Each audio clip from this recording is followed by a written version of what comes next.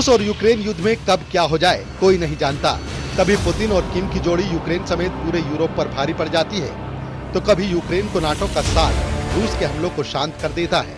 वरना अमेरिका के नवनिर्वाचित राष्ट्रपति डोनाल्ड ट्रंप की चेतावनी रूस और यूक्रेन को सोचने पर मजबूर कर देती है। सोमवार को ट्रंप ने कहा कि यूक्रेनी राष्ट्रपति जेलेंस्की को तकरीबन 3 साल से जारी जंग को रोकने के लिए रूसी राष्ट्रपति पुतिन से बातचीत के लिए तैयार रहना चाहिए। रॉयटर्स की रिपोर्ट के मुताबिक ट्रंप ने कहा कि वो युद्ध से हुई तबाही को देखकर काफी दुखी हैं। इसे रोकना होगा, इसके लिए वो पुतिन और जेलेंस्की से बात करेंगे। हालांकि ट्रंप ने ये नहीं बताया कि वो यूक्रेन जंग को कैसे रुकवाएंगे, लेकिन रूस ने यूक्रेन पर हमले तेज कर दिए हैं। महज 2 घंटे में पुतिन की सेना ने 300 यूक्रेनी सैनिकों को मार गिराया और 60% यूक्रेन पर कब्जा कर लिया है।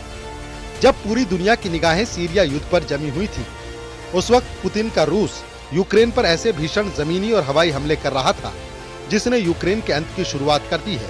हम आपको 1025 दिन से चल रहे रूस यूक्रेन युद्ध के वो 5 खतरनाक अपडेट दिखाने जा रहे हैं, जिससे साबित हो जाएगा कि पुतिन को अगर जरूरत पड़ी तो वो यूक्रेन जंग जीतने के लिए अगले 45 दिन के अंदर यूक्रेन और नेटो देशों पर बड़ा परमाणु हमला कर सकते हैं। पुतिन ने उत्तर कोरिया के सुप्रीम लीडर किम के सैनिकों के जरिए पूर्वी यूक्रेन में भीषण तबाही मचाई है। हम आपको बताएंगे कि किम के लड़ाकों ने कैसे और कहां यूक्रेन के 300 सैनिकों को भून डाला। इसके अलावा हम आपको ये भी दिखाएंगे कि पुतिन ने किस तरह से पूर्वी यूक्रेन के 60% इलाके पर कब्जा कर लिया है। और इन दोनों खबरों से ज्यादा खतरनाक वो खबर भी दिखा रहे हैं जिसमें अमेरिका ने रूस के खिलाफ अपनी डार्क ईगल मिसाइल को रूस की हाइपरसोनिक ओरेशेनिक मिसाइल के खिलाफ युद्ध में उतार दिया है। यानी अब पूर्वी यूक्रेन का प्रचंड युद्ध परमाणु युद्ध के करीब पहुंच चुका है।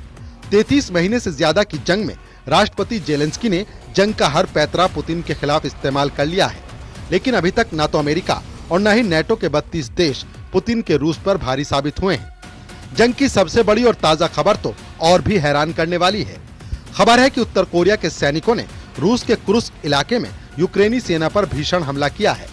अभी तक यूक्रेन के जनरल दावा कर रहे थे कि उत्तर कोरिया के सैनिक डरपोक और भगोड़े हैं, लेकिन जिस तरह से किम के सैनिकों ने यूक्रेनी सेना को मारा और खदेड़ा, उसे जानकर आप भी हैरान रह जाएंगे। 6 अगस्त 2024 से यूक्रेनी सेना ने रूस के कुर्स्क में बहुत बड़े इलाके पर कब्जा शुरू कर दिया था, लेकिन सिर्फ 70 दिन के अंदर रूसी और उत्तर कोरियाई सैनिकों ने कुर्स्क में यूक्रेन की बढ़त को पूरी तरह से रोक दिया है। रिपोर्ट्स के मुताबिक कुर्स्क क्षेत्र में यूक्रेनी सैनिकों से उनका पहला गांव किम के सैनिकों ने छीन लिया है। 6 और 7 दिसंबर के बीच उत्तर कोरियाई सैनिकों ने यूक्रेनी सेना पर भीषण हमले करते हुए कुर्स्क के प्लेखोवा गांव पर कब्जा कर लिया है। अमेरिकी मीडिया में दावा किया गया है कि उत्तर कोरियाई सैनिकों के हमले में 300 से ज्यादा यूक्रेनी सैनिक मारे गए हैं। रिपोर्ट्स में ये भी बताया गया है कि यूक्रेनी सेना पर उत्तर कोरिया की स्पेशल फोर्स के कमांडो ने हमले किए हैं। कुछ रिपोर्ट्स में भी बताया गया है कि उत्तर कोरियाई कमांडो एक खदान के जरिए से 2 किलोमीटर चले, उसके बाद यूक्रेनी सेना के मोर्चों को पूरी तरह से तबाह और बर्बाद कर दिया। उत्तर कोरियाई कमांडो का ये ऑपरेशन करीब 2.5 घंटे तक चला। इस ऑपरेशन में ये भी दावा किया गया है कि उत्तर कोरिया के सैनिक यूक्रेन के 200 से 300 सैनिकों को पकड़कर अपने साथ ले गए हैं। कुछ फुटेज के आधार पर यह भी दावा किया गया है कि उत्तर कोरियाई सैनिक 810वीं समुद्री ब्रिगेड के रूसी लड़ाकों के साथ हमले कर रहे थे। Institute for the study of war यानी ISW के मुताबिक 12 दिसंबर को कुरुक्षेत्र में लड़ाई हुई थी, जिसमें रूसी सेना प्लेखोवा के उत्तर पश्चिमी में आगे बढ़ी और गांव पर कब्जा कर लिया।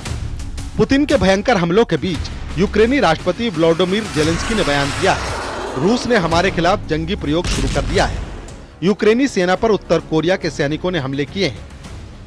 रूस ने कोरियाई सैनिकों को संयुक्त इकाइयों में शामिल किया है।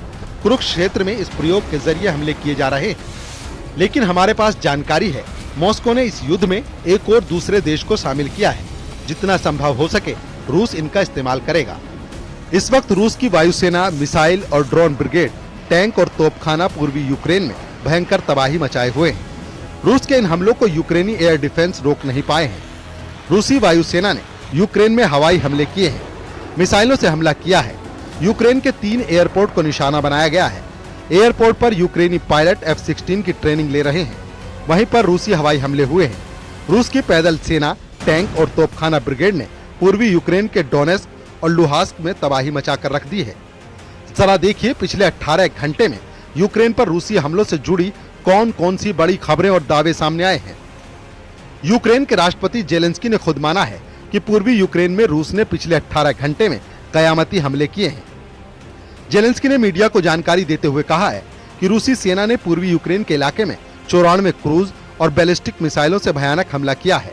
इसके अलावा यूक्रेनी सेना का कहना है कि रूस ने 200 लड़ाकू ड्रोन से हमले किए हैं।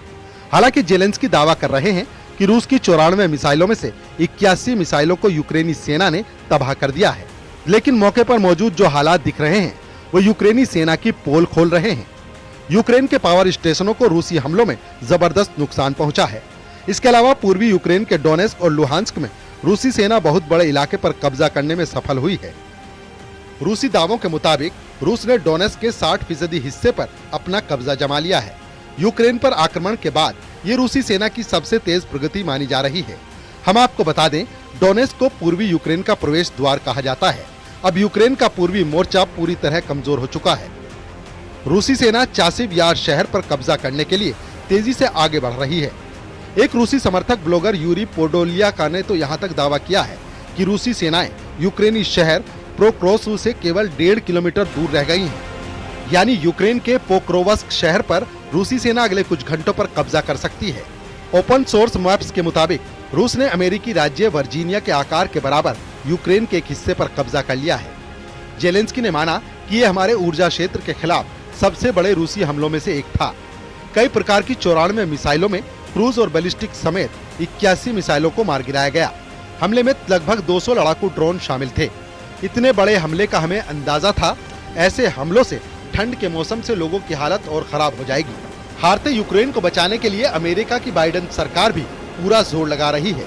हम आपको आगे बताएंगे कि रूस ने यूक्रेन के किस इलाके पर 60% तक कब्जा कर लिया है। लेकिन उससे पहले ये जान लीजिए कि अमेरिका रूस की नई हाइपरसोनिक मिसाइल ओरेशनिक को मात देने के लिए किस मिसाइल से हमला करने जा रहा है। अमेरिकी मीडिया की रिपोर्ट के मुताबिक अमेरिका ने जंग के मैदान में अब super hypersonic missile dark eagle को रूस के खिलाफ उतार दिया है। हम आपको बता दें कि रूस ने 21 नवंबर 2024 को अपनी नई हाइपरसोनिक मिसाइल ओरेशनिक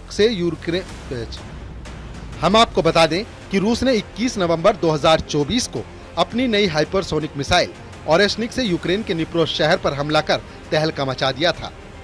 पुतिन ने हाइपरसोनिक ओरेशनिक मिसाइल पर दावा किया था। ओरेशनिक मिसाइल किसी परमाणु मिसाइल से जरा भी कम नहीं है।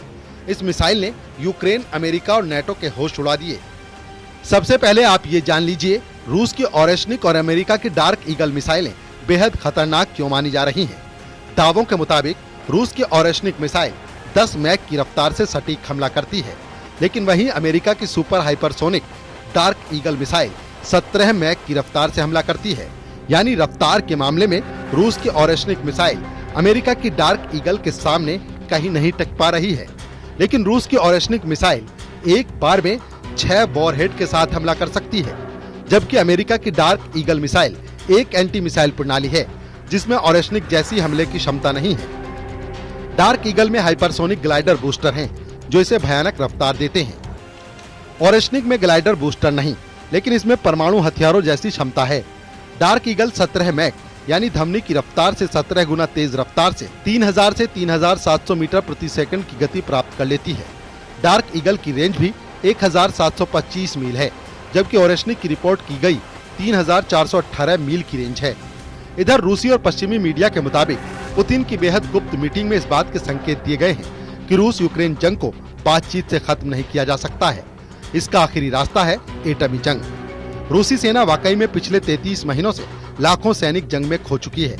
यूक्रेनी रक्षा मंत्रालय के दावे के मुताबिक 1025 दिनों की जंग में रूस के 7,52,000 से ज्यादा सैनिक मारे जा चुके हैं। हालांकि जेलेंस्की दावा कर रहे हैं कि जंग में रूस के 1,98,000 सैनिक मारे गए हैं, जबकि यूक्रेन के 43,000 सैनिक मारे गए हैं। इधर रूस इस वक्त परमाणु जंग की तैयारी करने में जुट गया है। अब आप जरा बेलारूस में राष्ट्रपति पुतिन का ये वीडियो देखिए। राष्ट्रपति पुतिन और बेलारूस में राष्ट्रपति अलेक्जेंडर लुकाशेंको एक दूसरे के जोश में हाथ मिला रहे हैं।